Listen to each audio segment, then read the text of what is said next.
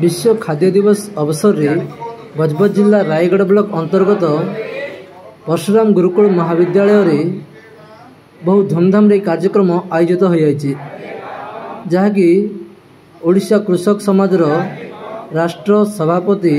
Doctor पूर्णचंद्र महांत आदेश क्रमे यही विश्व खाद्य दिवस सुचारू रूप से कार्य करुवा देखा मिली। यही कार्यक्रम रे महाविद्यालय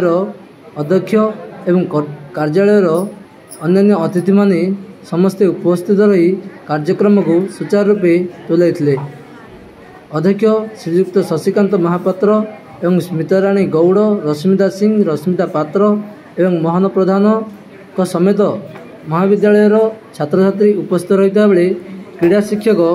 मध्य उपस्थित रही ए कार्य को सुचारू रूपे तुलाई देखा मिली। विश्व खाद्य दिवस अवसर में पिला सचेतना देवा सहित खाद्यर किभली व्यवहार करा जाए, खाद्यर उपयोगिता कौन रही,